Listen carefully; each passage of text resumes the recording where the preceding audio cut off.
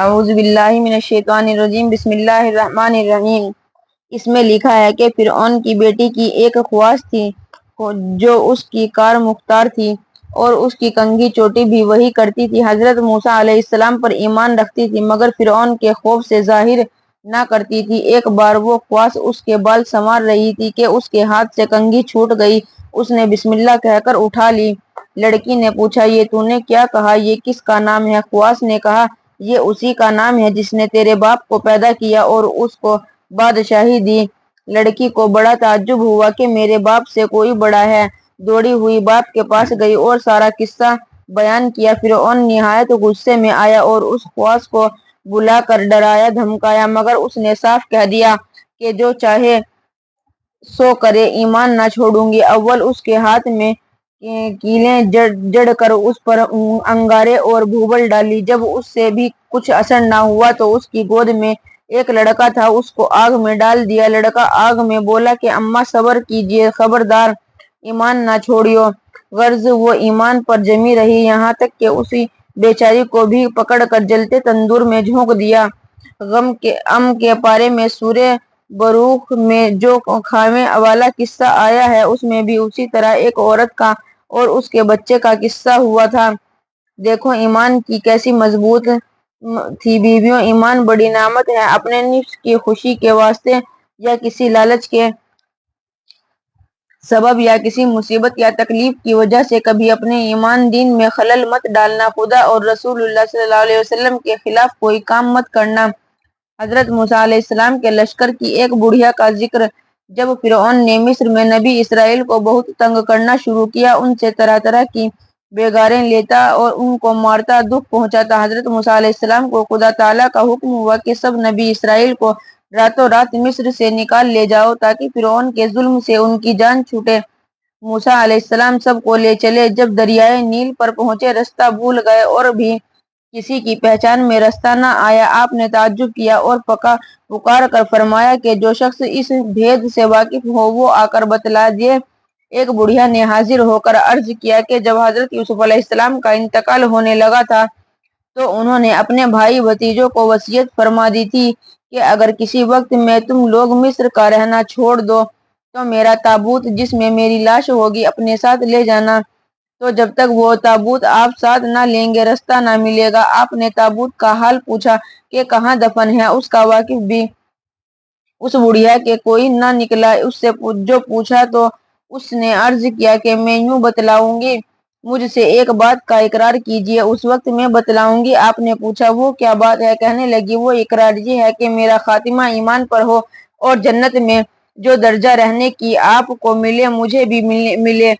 آپ نے اللہ تعالیٰ سے عرض کی، اے اللہ، یہ بات تو میرے اختیار کی نہیں، حکم ہوا کہ تم اقرار کر لو، ہم پورا کر دیں گے۔ آپ نے اقرار کر لیا۔ اس نے تابوت کا پتہ بتلا دیا کہ دریا کے بیچ میں دفن تھا۔ اس تابوت کا نکالنا تھا اور راستے کا ملنا، فوراً راستہ مل گیا۔ دیکھو بڑی بی بی کیسی بزرگ تھی کہ کوئی دولت دنیا کی نہیں مانگی، اپنی عقبہ کو درست کیا۔ بیویوں تم بھی دنیا کی ہوش چھوڑ دو، وہ تو جنتی قسمت میں ہے، ملے گی ہی، اپنے دین کو سنوارو۔ حیسور کی بہن کا ذکر قرآن شریف میں حضرت موسیٰ علیہ السلام اور حضرت علیہ السلام کے قصے میں ذکر ہے کہ حضرت علیہ السلام نے ایک چھوٹے بچے کو خدا تعالیٰ کے حکم سے مار ڈالا۔ حضرت خضر علیہ السلام نے فرمایا کہ یہ لڑکا اگر جوان ہوتا تو کافر ہوتا اور اس کے ماں باپ ایماندار تھے، اولاد کی محبت میں ان کے بگڑنے کا ڈر تھا، واسطے یہی مصلحت ہوئی کہ اس کو قتل کر دیا جائے۔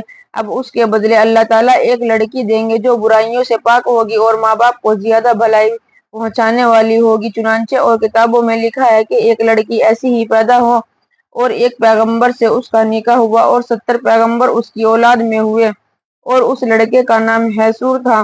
یہ لڑکی اس کی بہن تھی جس کی تعریف میں اللہ تعالیٰ فرما دے کہ برائیوں سے پاک اور ماں باپ کو بھلائی پہنچانے والی ہوگی، وہ کیسی اچھی ہوگی۔ دیکھو گناہ سے پاک رہنا اور ماں باپ کو سکھ دینا کیسا پیارا کام ہے، جس سے آدمی کا ایسا رتبہ ہو جاتا ہے کہ خدا تعالیٰ اس آدمی کی تعریف کرے۔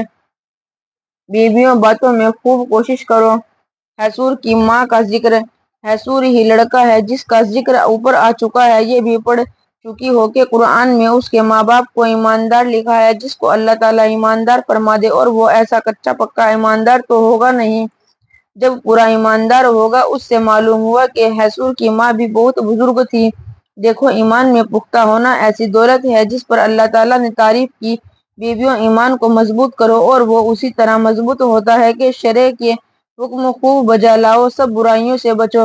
حضرت سلیمان علیہ السلام کی والدہ کا ذکر قرآن میں ہے کہ سلیمان علیہ السلام نے دعا میں یہ کہا کہ اے اللہ، آپ نے میرے ماں باپ پر انعام کیا ہے۔ معلوم ہوا کہ آپ کی ماں بھی بزرگ تھی، کیونکہ بڑا انعام ایمان اور دین ہے۔ دیکھو، ایمان ایسی چیز ہے کہ ایماندار کا ذکر پیغمبر کی زبان پر بھی خوبی کے ساتھ آتا ہے۔ ایمان کو خوب رونق دو۔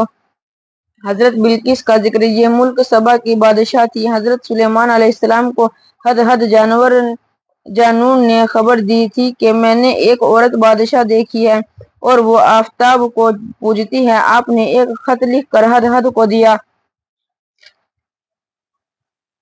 کہ اس کے پاس ڈال دیجئے۔ اس خط میں لکھا تھا کہ تم لوگ مسلمان ہو کر یہاں حاضر ہو۔ اس خط کو پڑھ کر امیروں اور وزیروں سے صلاح کی۔ بہت بات چیت کے بعد خود ہی یہ صلاح قرار دی کہ میں ان کے پاس کچھ چیزیں سوغات کے طور پر بھیجتی ہوں، اگر لے کر رکھ لیں تو سمجھو دنیا دار بادشاہ ہیں، اگر نہ رکھی تو سمجھو پیغمبر ہیں۔ جب وہ چیزیں حضرت سلیمان علیہ السلام کے پاس پہنچی، آپ نے سب لوٹا دی اور کہلا بھیجا کہ اگر مسلمان نہ ہوگی تو لڑائی کے لیے وقت لاتا ہوں۔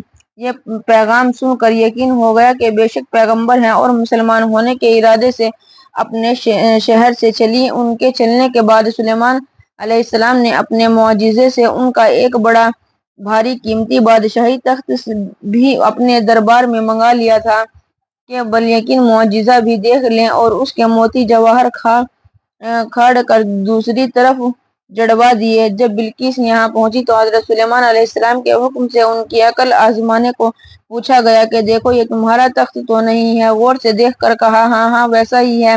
اس طرح یوں کہا کہ کچھ صورت شکل بدل گئی۔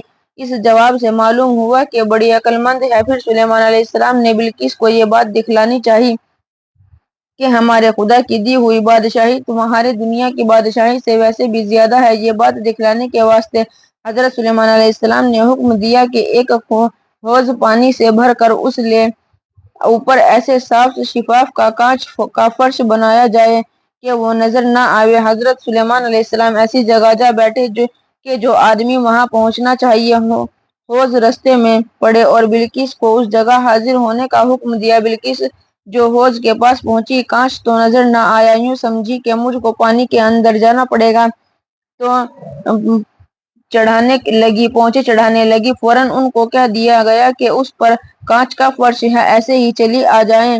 بلقیس نے تخت کے منگا لینے کا معجزہ دیکھا، اور اس کاریگری کو بھی دیکھا جس سے یہ سمجھی کہ ان کے پاس بادشاہی کا سامان میرے یہاں کے سامان سے زیادہ ہے۔ فوراً کلمہ پڑھ کر مسلمان ہو گئی۔ پھر بعض معلوم نے تو یہ کہا کہ حضرت سلیمان علیہ السلام نے ان کے ساتھ خود نکاح کر لیا، اور بعضوں نے کہا کہ یمن کے بادشاہ سے نکاح کر دیا۔ اللہ تعالیٰ ہی کو معلوم ہے کہ کیا ہوا۔